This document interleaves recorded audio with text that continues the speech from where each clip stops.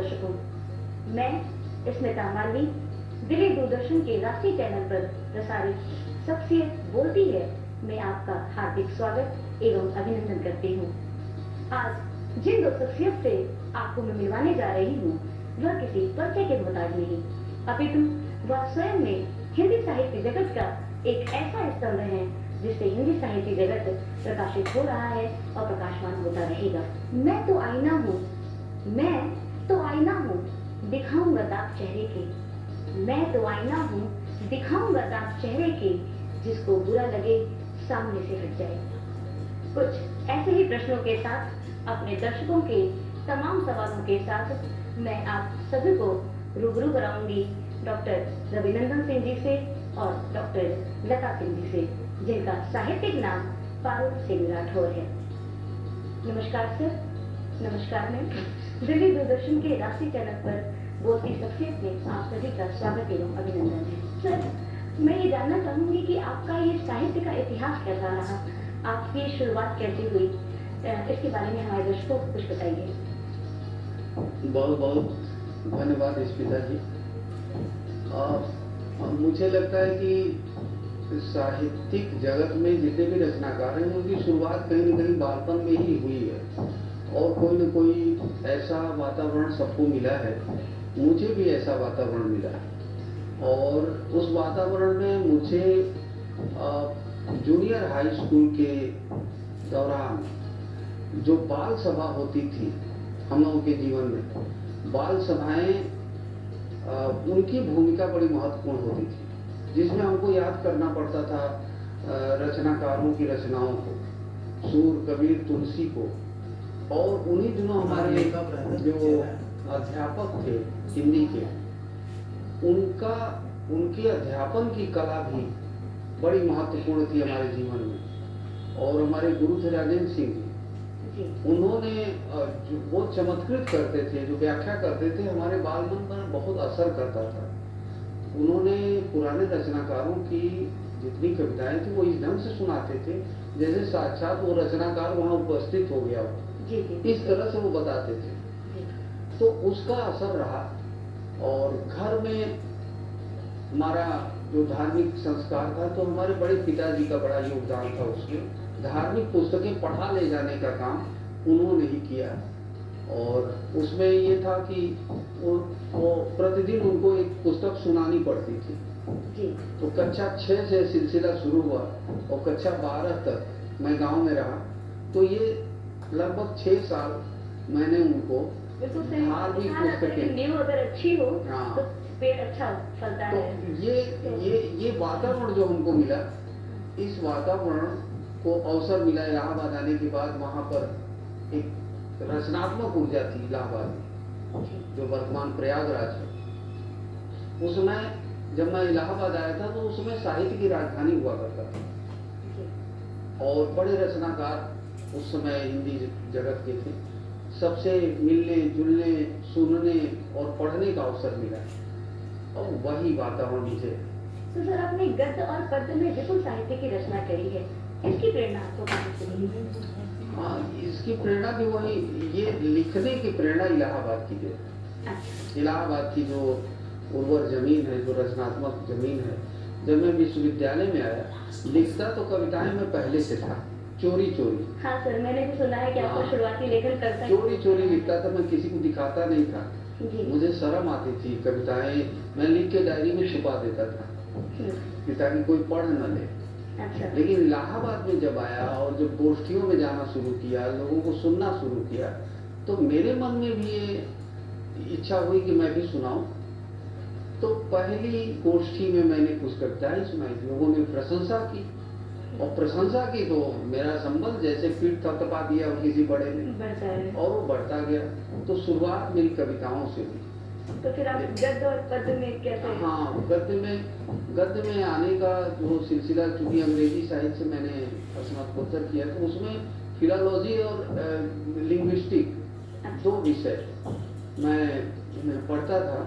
तो सस्यूर को जब पढ़ा, लिंग्विस्टिक का बहुत बड़ा विद्वान सस्यूर को, तो वो सस्यूर को पढ़ते समय पता चला कि वो तो संस्कृत का विद्वान था, जो पाश्चात्य जगत का विद्वान है और भाषा विज्ञान पर काम कर रहा है। वो पाणिनि पर उसने जो है महारत हासिल की, पतंजलि को पढ़ा, भर्तृहरि को पढ़ा। तो वहां से मुझे लगा कि नहीं, मुझे भी पढ़ना चाहिए और भाषा पर मैंने काम करना शुरू तो किया। आपकी रचनाओं का मूल विषय क्या होता है? आप समाज को अपनी रचनाओं के द्वारा क्या संदेश देना चाहते हैं? मूल विषय तो देखिए, एक तो मेरा क्षेत्र है भाषा विज्ञान, जिसमें मैंने कुछ काम किया, और भाषा विज्ञान में विशेष रूप से हिंदी भाषा को लेकर मेरा कुछ काम है, जिसमें 7-8 पुस्तकें मेरी भाषा विज्ञान की। दूसरा क्षेत्र आलोचना का था, समीक्षा का था। उसमें मेरी रुचि इस तरह से हुई कि पत्र पत्रिकाओं में लेख लिखते लिखते मैंने कुछ प्रेरणा ग्रहण की और वो समीक्षात्मक कुछ अलग से काम मैंने करना शुरू किया। तो रामलीला शर्मा पर, तुलसी पर, जायसी पर, इस तरह से कुछ मैंने काम किया। तो भाषा विज्ञान में अभिरुचि की कोई खास वजह? भाषा विज्ञान में अभिरुचि 2 कारण से थी। एक तो जैसा कि लोगों को, आम जनता को तो यही पता है कि भाषा तो ईश्वरीय देन है। लोगों को ये पढ़ाया जाता रहा कि ऋग्वेद में कि हमारे दृष्टा ऋषियों को ऊपर से दिखाई दिए सूत्र, और हिब्रू में भी एक कथा आती है, बाइबल के ओल्ड टेस्टामेंट में कथा आती है कि ईश्वर ने भाषा गढ़ी, ईश्वर ने भाषा दी। हमारे यहाँ कुरान में भी है कि कुरान जो है नालिश हुआ था पैगंबर मोहम्मद पर, उतरा था। तो ये चीजें जो है हमारे बच्चों को और हम लोगों को भी बचपन से, लेकिन जब मैंने पढ़ना शुरू किया तो मैंने देखा कि ये सच नहीं है और न सच बताया जा रहा है। भाषा सामाजिक उत्पाद है, वो ईश्वरीय नहीं, वो समाज की चीज है। और इसके प्रयोग किए गए हमारे यहाँ कई राजाओं ने नवजात शिशुओं को अलग कर दिया 14 साल तक, और जब 14 साल के बाद उनको बुलाया गया दरबार में तो पता चला कि उनके पास कोई भाषा ही नहीं थी। ऐसे कई प्रयोग किए। मिस्र के एक राजा ने, सेमेटिकस, उसने प्रयोग किया, स्पेन के एक राजा ने प्रयोग किया। इस तरह कई राजाओं ने प्रयोग किए भाषा के लिए। सर, मेरे अंदर एक प्रश्न उठ रहा है कि क्या भाषा विज्ञान सिर्फ साहित्यकारों का विषय है कि जनमानस को भी इनकी जानकारी होनी चाहिए? देखिए, भाषा तो जनमानस में ही पैदा होती है। जनमानस ही भाषा को पैदा करने का काम करता है। साहित्यकार समाज से ही भाषा को लेता है। हम भी अगर कुछ लिखते हैं तो हमारी भाषा समाज से ही आएगी। तो जनमानस का काम है भाषा को गढ़ना, और साहित्यकार का काम है भाषा को परिष्कृत करना। तो साहित्यकारों ने परिष्कृत किया, और एक तरह से जनमानस ने भाषा का जो साम्राज्य खड़ा किया है, उसी को लेकर एक रचनाकार आगे बढ़ता है और कुछ परिष्कार करके उस भाषा में कुछ इजाफा। जैसे हमारे तुलसीदास को कहा जाता है कि लगभग 8000 शब्द तुलसी ने दिए हिंदी साहित्य में। अंग्रेजी में शेक्सपियर के बारे में कहा जाता है कि शेक्सपियर के बाद पहले तो जो अंग्रेजी थी वो एक डायलेक्ट थी, मिडलैंड डायलेक्ट उसको बोलते थे, और उसमें चासर रोसर ने कविता की। उसने लगभग जो है 14,000 शब्द नहीं गढ़े। तो रचनाकार परिष्कृत करता है, भाषा को समृद्ध करता है। तो सर, हिंदी साहित्य में विचारधारा की प्रतिबद्धता और गुटबाजी की शिकायत होती है, आपका इस पर क्या विचार है? हिंदी साहित्य ही नहीं, दुनिया के हर साहित्य में विचारधारा तो रहेगी। तो विचारधारा होना बुरी चीज है।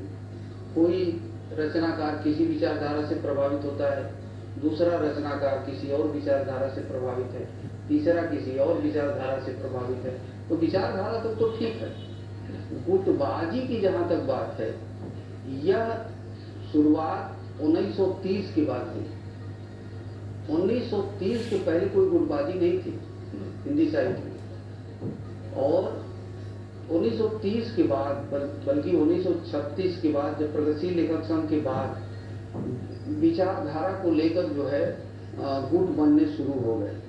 और वह गुट, उसने ऐसा नहीं कि नुकसान पहुंचाया, अपने अपने विचारधारा के अनुसार सब हर रचनाकार ने काम किया, लेकिन जब एक विचारधारा के लोग दूसरे विचारधारा के साथ संवाद नहीं करते हैं, उससे नुकसान होता है।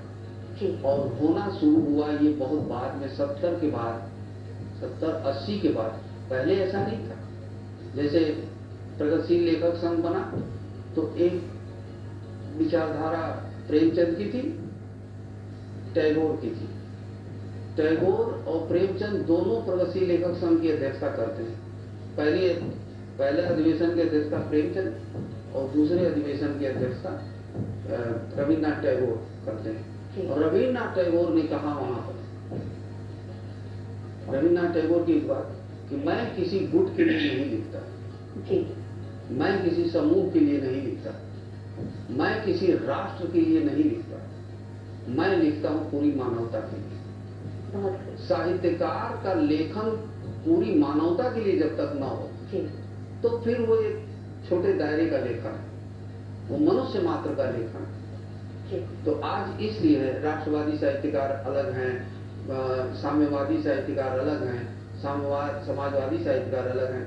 अगर मनुष्य के लिए लेखन नहीं है, मानवता के लिए नहीं, तो वो बेकार है। बहुत बहुत धन्यवाद।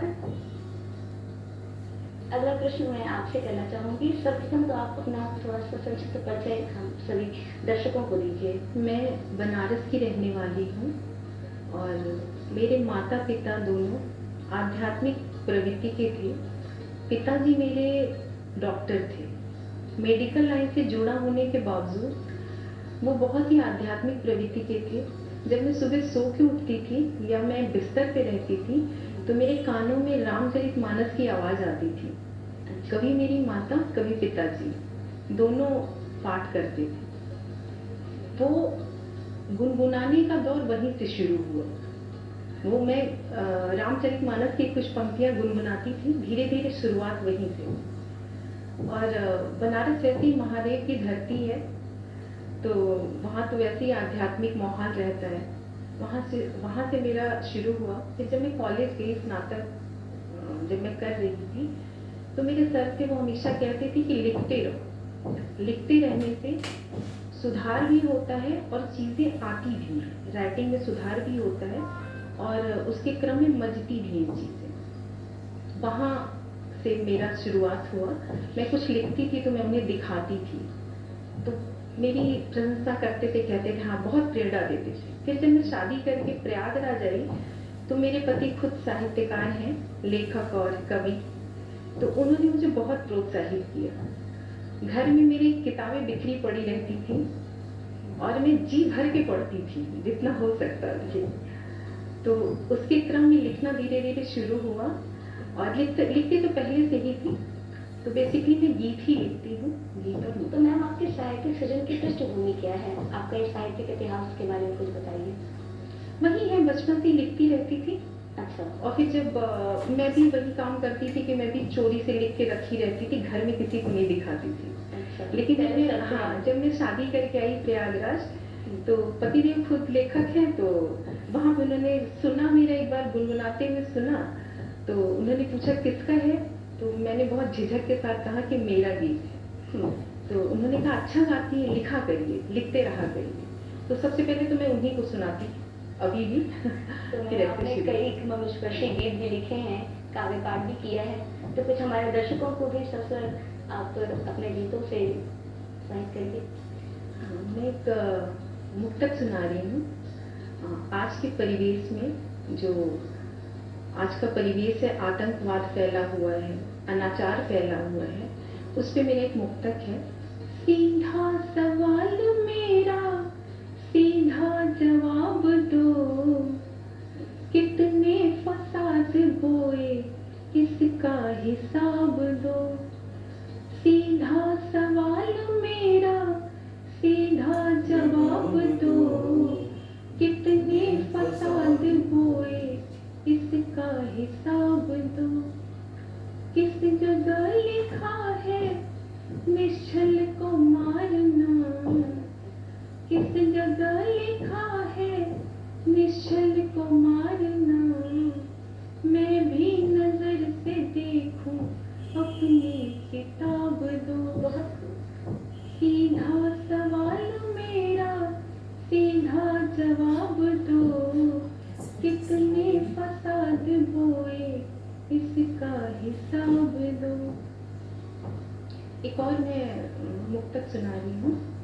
चूँकि श्रृंगार मेरा प्रिय है, जी तो श्रृंगार की जो भी विरह वेदना या फिर मिलन, ये सब मुझे प्रिय है, तो मैं श्रृंगार में ज़्यादा लिखती हूँ। तुमने कहा तो बात बदल देती हूँ, तुमने कहा तो बात बदल देती हूँ, है झूठ मगर इसको मान लेती हूँ। तुम पर कोई तोहमत न लगाए इसीलिए, तुम पर कोई तोहमत न लगाए इसीलिए, इल्जाम सारे अपने सर पे लेती हूँ, बहुत खूब। इल्जाम सारे अपने सर पे लेती हूँ। तुमने कहा तो बात बदल देती हूँ, है झूठ मगर फिर भी इसको मान लेती हूँ। बहुत खूब, बहुत खूब। बहुत खनकती हुई आवाज़ है आपकी, बहुत कर्णप्रिय आवाज़ है, बहुत अच्छा लगा। और मैं सर आपसे एक प्रश्न पूछना चाहूंगी कि हिंदी साहित्य का भविष्य क्या है और भविष्य का हिंदी साहित्य क्या है, इस पर आप कुछ प्रकाश डालिए। देखिए, जहाँ तक भविष्य की बात है तो ये चिंता हर युग के कवियों के पास रही। हर युग का कवि इस बारे में चिंतित रहा, कोई आज की चिंता नहीं है।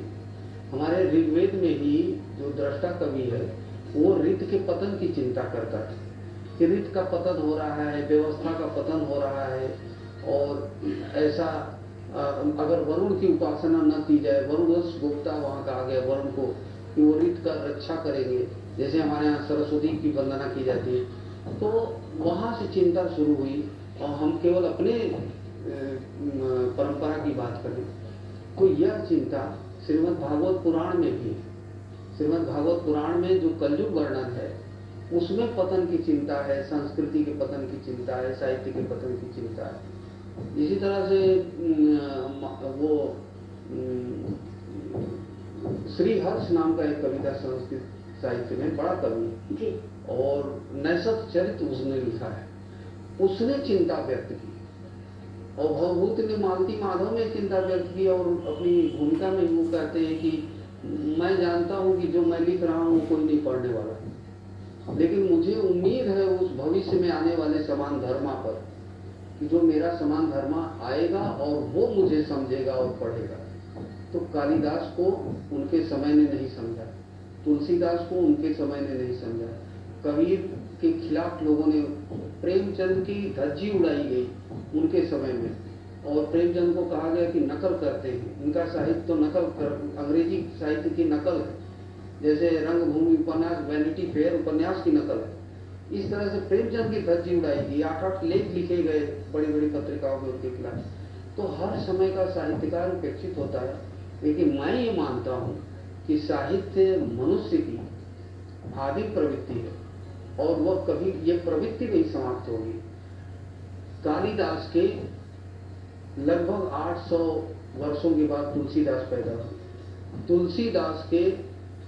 तुलसीदास 16वीं शताब्दी के और प्रेमचंद 20वीं शताब्दी के, 400 साल बाद पैदा हुए प्रेमचंद। तो तुलसी मान लेते कि हमारे पास साहित्य मर जाएगा।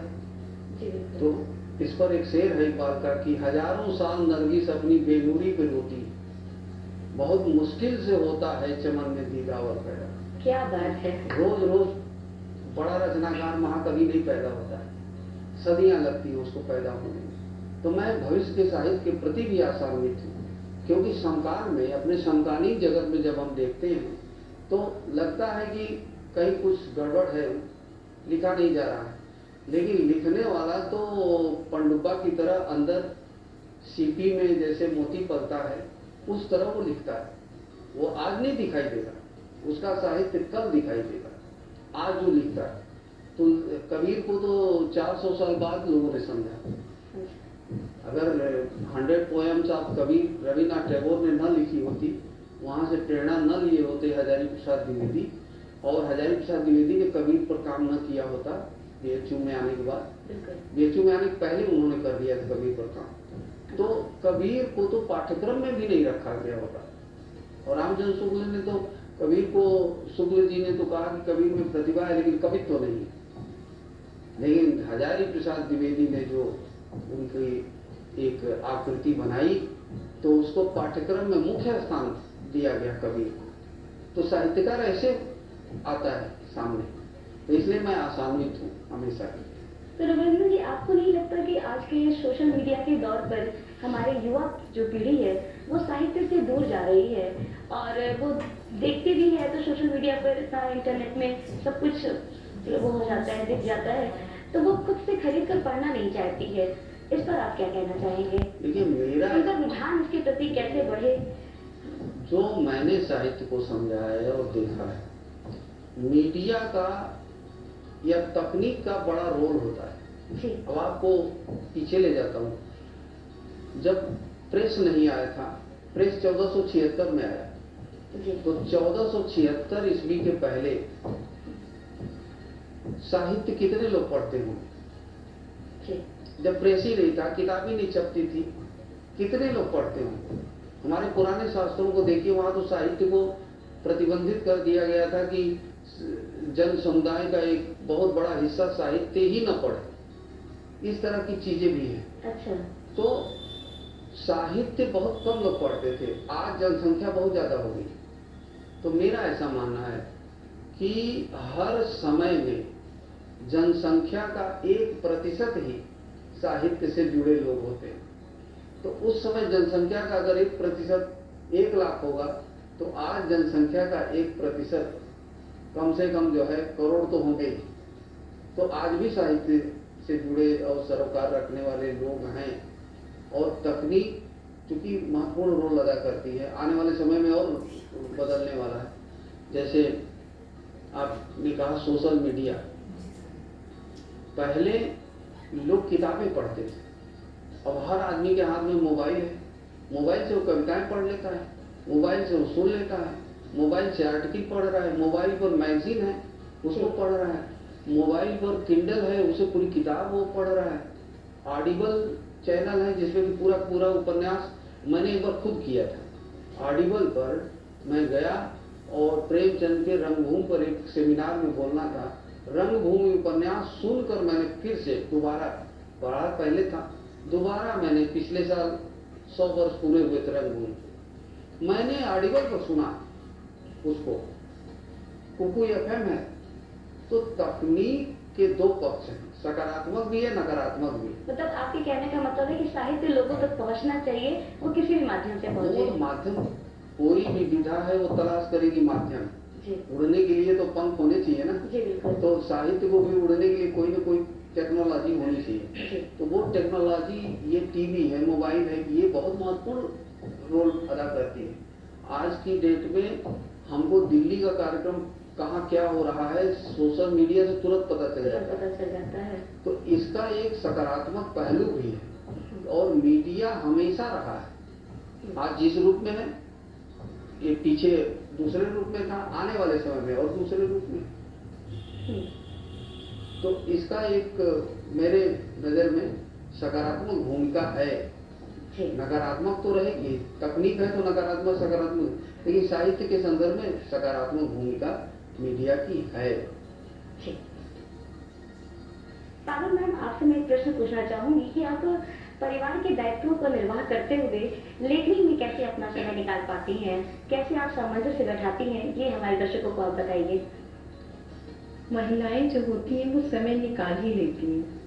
मैं खाना बनाते हुए भी गुनगुनाती रहती हूँ, क्योंकि मैं गीत ही ज़्यादा लिखती हूँ, तो उसके लिए कोई प्रतिबंध नहीं होता है कि नहीं मुझे बैठ के लिखना है। मुझे जब याद आता है, मेरी 2 लाइन बन जाती है, 4 लाइन बन जाती है, तो मैं झट से जाके पहले लिख लेती हूँ। तो इस तरह इसमें कोई मुश्किल नहीं आती है। हाँ, परिवार के साथ सामंजस्य बिठाने में थोड़ा समय कम मिलता है। तो लेकिन जब शौक हो साहित्य का, जब रोग लग जाए, रुचि हो जाए, तो समय निकल जाता है। अच्छा, तो आप दोनों ही साहित्यकार हैं, तो आपस में समीक्षा भी एक दूसरे की करते होंगे? हाँ, बहुत होती है। अच्छा, एक दूसरे किसकी समीक्षा ज्यादा वो होती है? जो सुनाता है तो अगला उस पे जरूर कुछ ना कुछ सवाल पूछ लेगा, क्वेश्चन लगा देगा या शब्दों का हेर फेर करेगा, नहीं ये वाले शब्द अच्छे नहीं लग रहे, ये लगाइए तो ज्यादा बढ़िया है। तो ये होता है। अच्छा, ज्यादा क्रिटिकल यही है। अच्छा। ज्यादा क्रिटिकल यही है। मैं तो फिर भी जो है स्वीकार कर लेता हूँ, लेकिन हाँ, मुझे अपने शब्द बदलना पसंद नहीं है। मेरे गीतों के शब्द कोई बदले, ये मुझे पसंद नहीं आता है। तो अच्छा मैम, क्या आपका ये मानना है कि मोबाइल इंटरनेट हमारे साहित्य को पीछे कर रहा है? नहीं, मैं ये तो नहीं मानती हूँ। क्या प्रभाव पड़ रहा है इसका हमारे साहित्य पर? पीछे हो रहा है ये तो नहीं मैं मानती हूँ, लेकिन हाँ इतना जरूर है किताबों से बच्चे दूर हो गए हैं जी, ये मैं मानती हूँ। लेकिन किसी भी मीडियम से वो पढ़ तो रहे हैं कुछ, तो उसके लिए तो भाई माँ बाप को, सरकार को कि हिंदी की कविताएं, हिंदी के गीत हिंदी में ज्यादा बच्चे करें, उसके लिए सरकार को भी करना पड़ेगा और माँ बाप को भी करना पड़ेगा, वो होना पड़ेगा। लेकिन ऐसा नहीं कि बच्चे नहीं पढ़ रहे हैं, आजकल के बच्चे बहुत जागरूक हैं, वो पढ़ते रह रहे हैं लगातार। जी बिल्कुल, बहुत अच्छा लगा। रविंद्र सर, हमारी नई पीढ़ी साहित्यिक से, रचनाधर्मिता से कितनी अस्वस्थ है, कितनी उससे सीख लेती है, इसके बारे में आप कुछ? देखिए, साहित्य के लिए कहा जाता है कि अगर पैशन है और अंदर संवेदना है तो अपना रास्ता जो है वो ढूंढ लेता है। जैसे एक शेर है, किसी ने कहा कि वो खुद ही जान जाते हैं बुलंदी आसमानों की, वो खुद ही जान जाते हैं बुलंदी आसमानों की, परिंदों को नहीं तालीम दी जाती उड़ानों की। वो उनकी प्रवृत्ति होती। तो हर बच्चे में कोई ना कोई जो है एक प्रवृत्ति होती है, वो अपना ढूंढता है, उसको वातावरण जहां मिला वो अंकुरित हो जाएगा। तो इसलिए कहीं अवरोध नहीं है, और साहित्य का भविष्य भी बहुत अच्छा है, लोग आएंगे, पनपते रहेंगे। रविंद्र सर, आपने 2025 में महाकुंभ के अवसर पर आप दोनों की साझा करती है प्रयाग गौरव, तो इसकी आपको प्रेरणा कहाँ से मिली और इस पुस्तक में क्या विशेष है, ये हमारे दर्शकों को आप समझाइए। देखिए, मैं धार्मिक साहित्य तो लिखता नहीं, लेकिन ये पारुल जी जो है धार्मिक अभिरुचि की हैं जी, और इन्होंने ये सुझाव दिया कि प्रयाग का जो ऋण है आपके ऊपर, वो उसके लिए आपको प्रयाग पर कुछ काम करना चाहिए। और ये था कि कुछ कुंभ आया है तो कुछ लिखना चाहिए। तो प्रयाग के संबंध में बहुत सारा जो है संदर्भ मैं इकट्ठा करता था पहले से भी, साहित्यिक संदर्भ, धार्मिक उसमें कुछ नहीं था तो मैं उसको रखता था। लेकिन जब प्रयाग गौरव की बात आई कि नहीं, प्रयाग के धार्मिक परिप्रेक्ष्य पर कुछ लिखना है, तो जब धार्मिक परिप्रेक्ष्य पर लिखना है तो उसके लिए कैसे जो है किया जाए, समय कम था और कुंभ लगने वाला था। कुंभ लगने के पहले जो है उसको हमको देना था, और मैंने इनसे कहा कि जब आपने प्रेरणा दी कि लिखना है तो आप संदर्भ इकट्ठा करिए। तो धार्मिक ग्रंथों से संदर्भ इकट्ठा करने का काम इन्होंने किया। जैसे वाल्मीकि रामायण दिया, तो इतना मुझे पता था कि वाल्मीकि रामायण के 54वें और 55वें सर्ग में प्रयागराज का विस्तार से वर्णन वाल्मीकि ने किया है। इतना मुझे पता था पहले से कि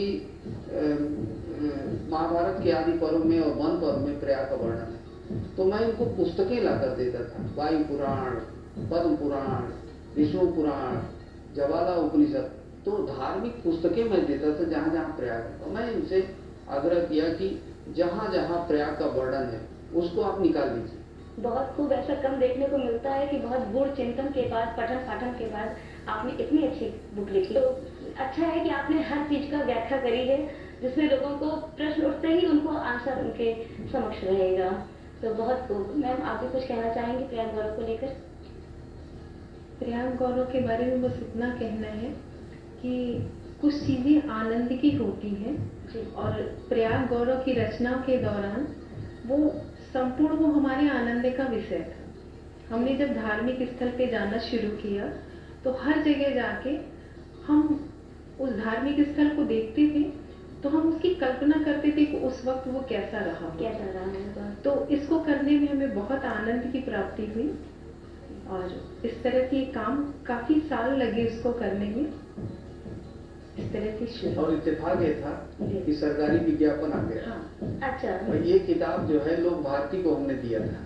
अच्छा। और लेकिन उसमें समय लगना था छपने में। जी। और तब तक सरकारी विज्ञापन आ गया कि महाकुंभ के अवसर पर अगर कोई धार्मिक संदर्भ में प्रयाग के कोई पांडुलिपि हो तो आमंत्रित की जाती है। तो हम लोगों ने जो है वहाँ से लेकर और ये लोभ था कि जल्दी छप जाए, वहाँ से लेकर प्रकाशन से और हमने जो है वहाँ सरकारी संस्था को दे दिया। वहाँ बहुत सारी पांडुलिपियाँ आई, लेकिन चयन इस कृति का होगा ये मुझे उम्मीद नहीं थी। जब उन्होंने जब बताया तो ये प्रसन्नता का विषय था और जल्दी छप भी गई। रविंद्र सर और पारुल मैम, आपसे मिलकर बहुत अच्छा लगा। आप हमारे स्टूडियो में आए, हमारे दर्शकों को बहुत अच्छी जानकारी दी, इसके लिए आपका फिर से धन्यवाद।